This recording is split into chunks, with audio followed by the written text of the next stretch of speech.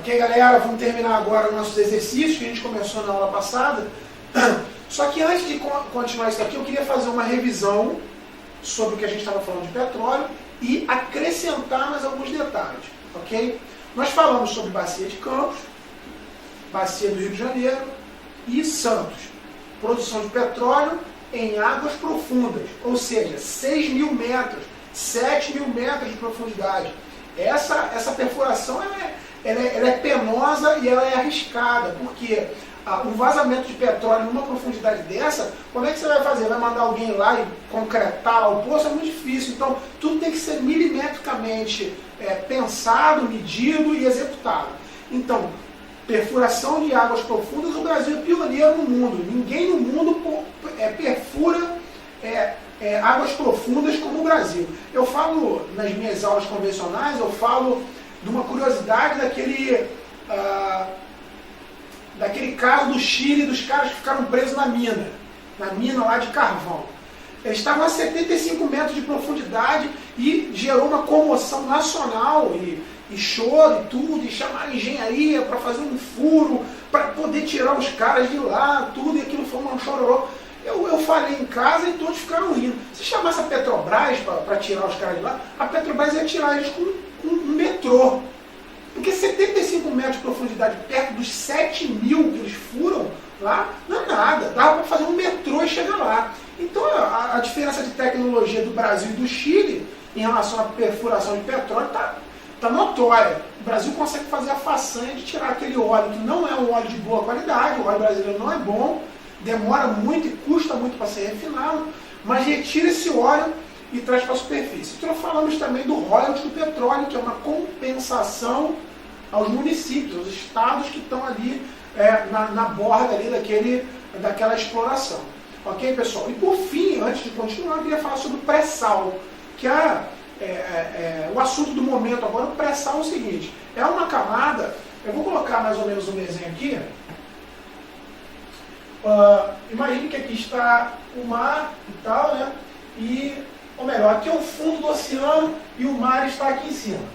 Então o cara vai colocar uma plataforma de petróleo aqui e vai furar, botou lá na água, atingiu o chão e ele vai perfurar. O que é o pré-sal? Passou as rochas, passou a areia, encontrou o sal. Ele vai ter que furar esse sal, ele vai ter que furar mais uma camada de rocha e depois ele vai atingir uma outra camada de sal e aqui embaixo vai estar o petróleo. Para, meus amigos. Haja furadeira para fazer um negócio desse, hein? Haja broca para fazer um negócio desse. Então, a camada do pré-sal, existe uma suposição que exista óleo lá. Suposição. E pode ser que esse óleo esteja incrustado em rochas. Não é aquele óleo líquido que o cara põe tipo uma bomba e puxa aquele negócio todo, não. Então é uma suposição. Mas o tanque, o reservatório do pré-sal é gigantesco.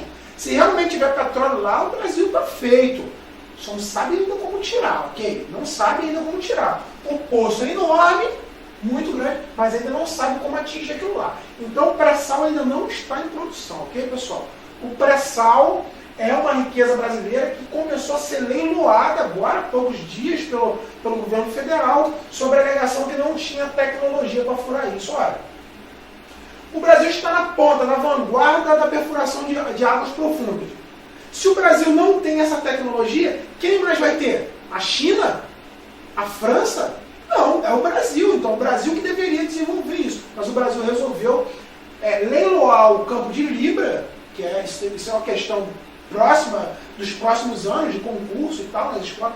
Leiloou o campo de Libra e ficou com uma parte desse dinheiro, sobre a alegação que não teria tecnologia. Bom, enfim, você tire suas conclusões a respeito disso. Ok, pessoal? Então vamos seguir lá com os nossos exercícios. Vamos voltar de onde a gente parou. Está lá, ó, o que são royalties do petróleo. Está lá, são compensações dadas aos municípios pelos riscos da produção.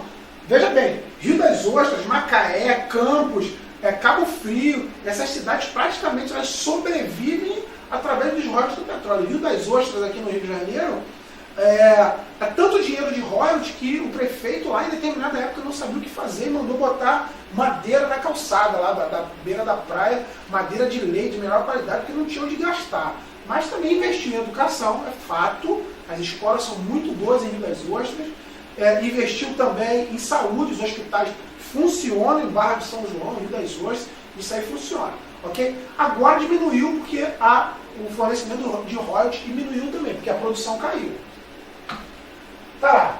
A camada do pré-sal é de fácil acesso? O que a gente estudou agora há pouco, pessoal? A gente falou do pré-sal, que dificuldade, né, para atingir aquilo dali, o pré-sal ainda não foi atingido.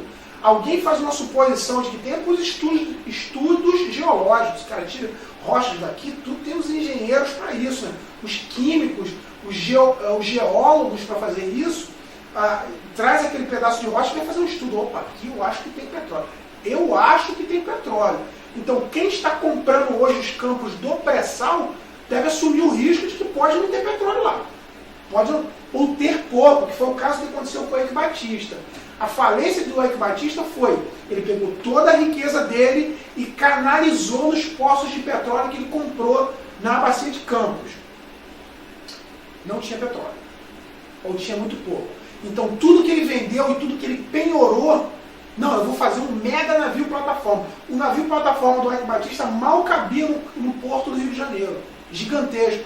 Então ele investiu tudo que ele tinha e foi para lá. Chegou lá, não tinha petróleo. Ele tem que pagar agora. Como é que ele vai pagar? Vai vender uma plataforma daquele tamanho? Não é em qualquer lugar que se acha um comprador com uma plataforma daquele tamanho. E para aquelas especificações. Então o Eike Batista hoje está numa situação complicada. Complicado estou eu, que sou professor. Mas ele está mais complicado um pouquinho porque ele investiu tudo que ele tinha no posto de petróleo, que ele não sabia se tinha petróleo suficiente. Saiu o petróleo? Saiu, mas muito pouquinho. Então, um abraço.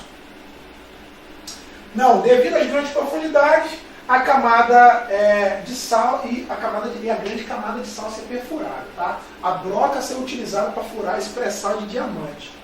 Você tem ideia do preço, dos custos desse negócio. Quais são os outros biomas presentes na região sudeste, além da Mata Atlântica? Lembra, pessoal? São aquelas, uma mais curiosa, uma menos curiosa e uma mais curiosa. Eu falei da Mata Atlântica, eu falei da Caatinga e do Cerrado. Vamos nessa. Tá lá, olha. E os campos também, tá? Não podemos deixar passar os campos em menor tamanho, mas os campos também. Cerrado e a Caatinga. Essa aqui é muito curiosa, tá? Falar em Caatinga na região sudeste, meio mundo vai pelo buraco, porque o cara não vai acreditar nisso, mas é fato. Ok, pessoal, vamos ver a próxima questão aqui, a questão 17. Como está a situação da Mata Atlântica hoje? Como nós vimos, a Mata Atlântica sofre especulação imobiliária de todos os lados, e nós vimos naquele mapa a situação desesperadora desse bioma tão importante para o Brasil. Sofre de todo lado, sofre pela especulação imobiliária, sofre pelas lavouras, pelo latifúndio, por todo lado.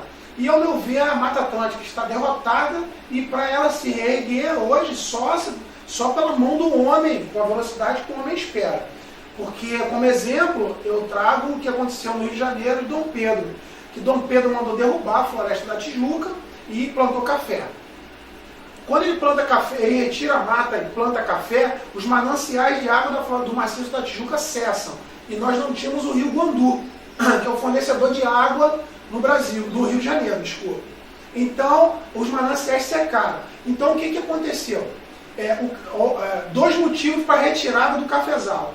A crise do café, a primeira crise do café, e segundo, que a cidade já estava sem água. Então, manda quem pode, obedece quem tem juízo. Ele mandou tirar a mata, tiraram a mata. Mandou plantar o cafezal, plantaram. Mandou tirar o cafezal, tiraram. Mandou plantar a floresta, e lá está a floresta, a Mata Atlântica, aquele bioma tão rico, presente e show de bola lá. Mas de uma forma geral, a Mata Atlântica resume-se em ilhas de preservação, ok? Aqueles pequenos pedaços lá que não dá para quase nada. Quanto à hidrografia, quais são as bacias hidrográficas mais importantes da região sudeste, pessoal? Lembre que nós temos algumas bacias hidrográficas que se confundem com a região nordeste. O nascimento de um rio, que a gente falou de vários nomes que ele tem, lembra? Rio Chico, São Francisco, Rio da Integração, Rio dos Currais e por aí vai. Tá lá, ó. Quais são as duas lá? Rio São Francisco e Rio Paraná, pessoal. Vamos para a próxima. Geralmente, os rios dessa região correm em que tipo de relevo? Bom, são rios cheios de energia. Se são rios cheios de energia, eu te dou 3 opções para você pensar. Rios de planalto, que vai dar energia. Rios de planície, que é aquele rio calmaria. Ou depressões, que nem correr vai correr. Então, na verdade, nós temos rios de planalto, né? De alta velocidade. Rios de planaltos, pessoal. E aí, como é que vocês estão indo? Estão indo bem? Estão indo rápido demais? Acho que não, né? Eu acho que está dando para a galera pegar os pontos mais importantes da nossa matéria. Então, vamos seguir. Qual a vantagem deste modelo de rio? Bom, se é um rio de alta velocidade, se é um rio de energia muito grande, e nós estamos falando de região sudeste, nós estamos falando de fábricas, nós estamos falando de necessidade de energia. Olha que beleza, olha que natureza boa com a gente. Rios que proporcionam a geração de energia através de hidrelétricas. Olha lá, ó, produção de energia elétrica. Energia que desce pelas corredeiras e entra nas turbinas e faz as turbinas girarem e produzir energia. Tá aí. E é uma energia que nós falamos que é uma energia que é demandada na região sudeste, é necessária na região sudeste, toda energia que possível é bom chegar lá, e a região sudeste ainda compra energia de outros lados, ok? Vamos seguir então. O que são metrópoles, pessoal? Lembra daqueles desenhozinhos? Eu vou colocar aqui os desenhos para que você lembre. Só isso, pessoal. Metrópoles são regiões de alto poder de influência, tanto para um lado quanto para o outro. Metrópoles são regiões praticamente autossuficientes em sua vida, e metrópoles são regiões que marcam um país ou uma região. Ok, pessoal? Então vamos colocar a nossa definição lá, de metrópole. Uma cidade mais completa que as demais, seja por seus serviços, por sua urbanização e sua importância em uma região ou um país. Quando eu falei de serviços aqui, pessoal, vou usar como exemplo sempre São Paulo, né? São Paulo, tudo que você precisar, São Paulo tem. Tudo. Você quer um pet shop que faça maquiagem em cachorro, você vai encontrar lá. As coisas mais absurdas que você possa imaginar, você vai encontrar em São Paulo. Isso é característica de uma metrópole. São cidades cosmopolitas, ou seja, cidades internacionais que abarcam várias pessoas. Eu usei o exemplo dos aeroportos, que você para no aeroporto de Guarulhos, você pousa em Guarulhos, você vai ver aviões vindo da Coreia, do Iraque, dos Emirados Árabes, dos Estados Unidos, Canadá, França, China, todo mundo vem para São Paulo. Então São Paulo tem que ter alguma coisa para oferecer. Então essa metrópole sempre tem algo para oferecer. Legal, pessoal? Vamos para a próxima. O que são áreas de conurbação? Para falar de área de conurbação, mais uma vez eu faço aquele desenhozinho feioso que eu sempre faço.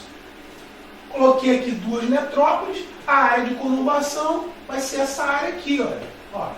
Vai ser essa área central, que é a área que as 2 metrópoles se encostam. Elas se encostam nessa região aqui, área de conurbação. Legal, pessoal? Vamos ver. Tá lá. São áreas de contato entre as metrópoles. Áreas de contato. Vamos para a próxima. Quando 2 metrópoles se unem de uma forma definitiva, teremos qual nova configuração? Mais uma vez o desenho. Vou colocar aqui A, B. Metrópole, área de conurbação, aqui, onde se perde as características, ninguém sabe se aqui é de A ou se aqui é de B, tá no limbo aí, tá nesse meio termo aí. E quando essa área de conurbação some e há uma união aqui, isso passa para cá e isso passa para cá, o que é que nós temos aqui, pessoal? Nós temos uma megalópole, pessoal. Megalópole. Então nós estamos indo em direção à megalópole no Brasil? Estamos. E em São Paulo, por quê? Porque o Vale do Paraíba, lá, Campo do Jordão, Taubaté, São José dos Campos, elas estão se desenvolvendo de tal forma que estão se associando a essa metrópole e a essa metrópole. Então, a área de conurbação entre a metrópole A e a metrópole B está indo em direção ao fim. Então, vai acontecer uma união em uma megalópole de Rio de Janeiro e São Paulo. deixar claro para vocês o seguinte, não percam o foco de que após a criação de uma megalópole, ó, metrópole, conurbação e megalópole, vai haver um governador só, não vai. Tá? É governador lá e governador cá. Não muda nada. E, por fim, quais são os motivos mais evidentes para a desconcentração das indústrias do Sudeste em direção ao interior? A gente falou, né, pessoal? Falamos de preço, falamos de preço do solo, falamos de impostos, falamos de questão ambiental. Tá lá, ó.